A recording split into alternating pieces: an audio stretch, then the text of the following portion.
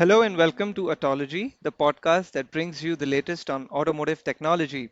Today's episode is called What ADAS Features Drive Consumer Spending, and you're here with me, your host Amit Panday, and our speaker for today is Mariana Gongora, who is a connected car and vehicle experience expert.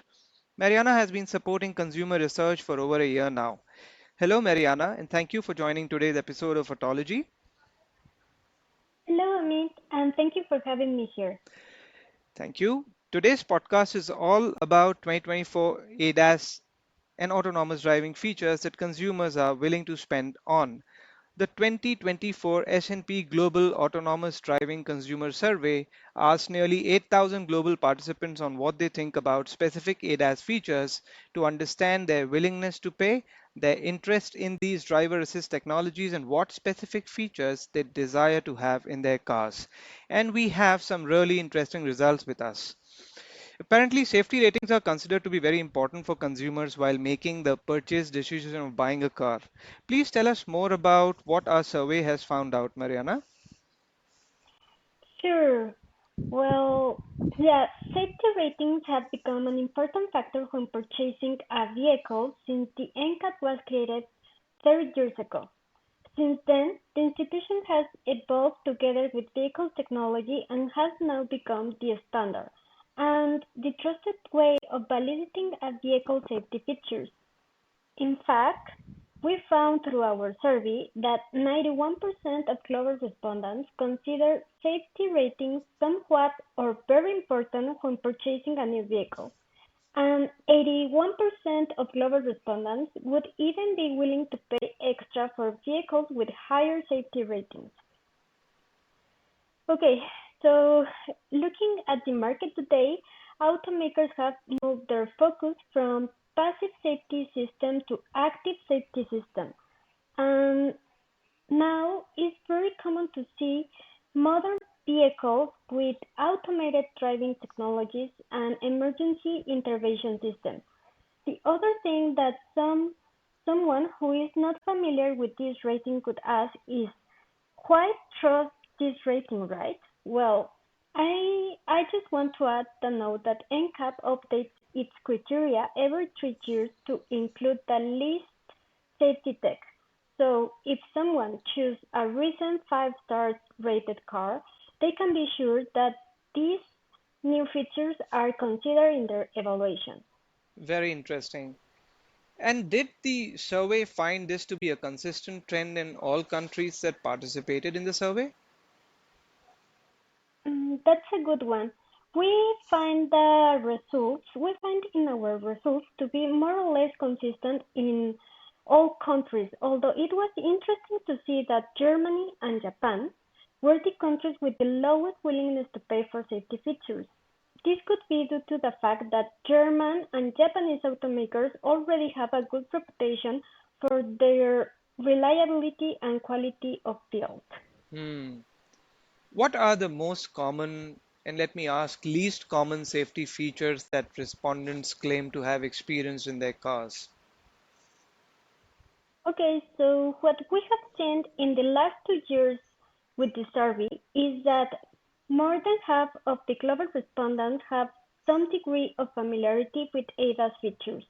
And if we look at the age group, we see that Gen Z and millennials are more familiar with ADAS features compared to older generations.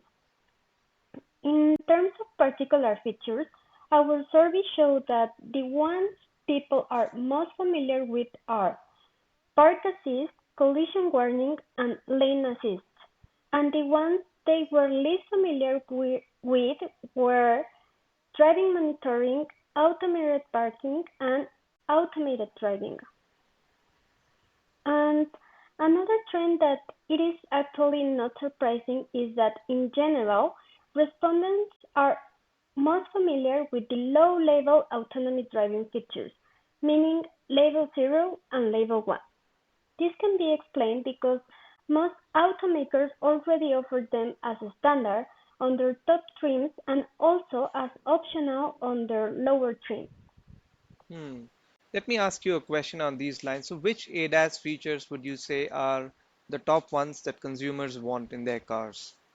Actually, it's been the same top features for the last 4 years. Our survey shows that blind spot detection is the most desired feature, followed by rear camera mirror. We think that this might be because both features have become standard for almost all trim levels, and people may already expect them or have them as top of the mind. I mean, have you experienced these features in your car? Oh, yes, absolutely. I think blind spot detection as well as a rear camera mirror, both features come in very handy while driving on the Indian roads, which are quite congested most of the time, I must say. It's interesting because it does align with our survey. Okay, going back to the most desired features, the other popular ones are automated emergency braking, forward collision warning, and night vision. Just to have the full picture, let me tell you the least desirable features that we observe. They are driver facial monitoring and occupant monitoring. This might be attributed to privacy concerns or due to some of them feeling uncomfortable with the idea of being monitoring while driving. Driver facial monitoring is a Level 0 feature, but it is crucial for enabling automated driving systems and assistive technologies. That being said, we did ask in our survey if users would be willing to purchase a car with automated driving system if it included a driver monitoring camera that observes your face to ensure you keep your eyes on the driving system, to which 71% said yes. This is another confirmation that consumers are interested in these systems for the convenience they bring while driving the vehicle, and that they are either accept the camera as a necessary safeguard for proper use of the system, or at least are okay with the features that are some may consider as invasive. Interesting. And I have to ask you this. Are some of these features driven by the government mandates in some of the key global markets? And my second question on the same topic would be that how important are the ADAS features when it comes to product marketing strategy for these car makers? Sure. So in the last few years, we have observed that more automakers are standardizing many of these features in response to regulatory actions and in other cases due to competitive pressure, even for all vehicle prices. One example in terms of mandatory features is park assist, which stood out as the most common experience feature and has been mandated in the US since 2018.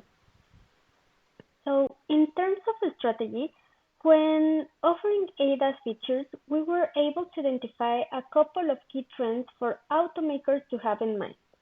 We asked consumers about their preference when purchasing ADAS features and found that 3 out of 4 respondents globally still prefer purchasing ADAS features in some form of a bundle package, and nearly half of all global respondents prefer purchasing only one package bundle with all available safety options included. Mariana, are there any differences between market segments when it comes to standardizing ADAS feature offerings or packages? And we have seen a couple established brands, for example Japanese automakers, have been aggressive in standardizing basic safety equipment across most, if not all, nameplates and trims over the last several years. But when we look at the premium segments, vehicles often offer relatively expensive option packages, which is something that the premium segment is likely to use to. Very interesting. Please tell us about some ADAS features that uh, our survey has found that consumers are willing to pay extra for, and what would be the ADAS features that the consumers don't want to pay extra for? Uh, this is actually quite interesting.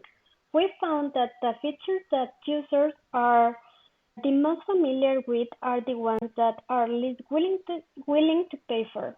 Going into specific features, these were blind spot detection, lane keep assist, rear view camera, and forward collision warning. This could be the result of current high market penetration, because many of these features are already available in a lot of the new vehicles. So consumers may think that these safety features are more basic and should be built into the base price of the vehicle. We also found that the features the users would be willing to pay the most extra for were actually the least desired features. For example, night vision, emergency evasive steering, semi-automatic parking, and driving facial monitoring systems.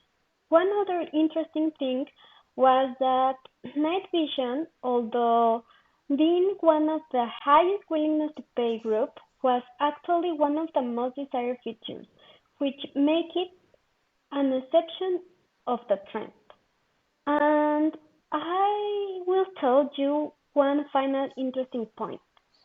The highest global average price that users are willing to pay for safety features is around $700, which was the case of adaptive cruise control, lane keep assist, semi-automatic parking, emergency braking, Oh, that's and that's very insightful, Mariana. And just before we wrap up today's episode, it would be very interesting to know if you buy a car for your use today, what ADAS features would you certainly want to have? okay, well, to me, both park assist and blind spot would be ideal to have, as I found it truly helpful when I'm driving. I do want to point out that although I like most ADAS features, I also think that automakers should work towards enhancing the assistant experience itself. For example, forward collision warning can be really useful, but if you are driving on a casual manner and then this very loud alarm goes off, it can become annoying rather than helpful at some point. Do you know what I mean? Yes, totally. So those two would be the options that I would want to have for my next car. Wonderful. So great. Thank you so much. That's all the time that we have for today's episode. A big thank you to you, Mariana, for taking out time from your busy schedule for joining Autology. My pleasure. Thank you for having me. And thank you to all of you listeners for tuning in as well. We'd love to hear your thoughts on today's episode at our email, which is autology@spglobal.com. And you can find out much more at autotechinsight.ihsmarket.com. Don't forget to hit the subscribe, follow, and like buttons to stay on track with the latest Autology podcasts. And we look forward to you joining us again in the next episode. Bye for now.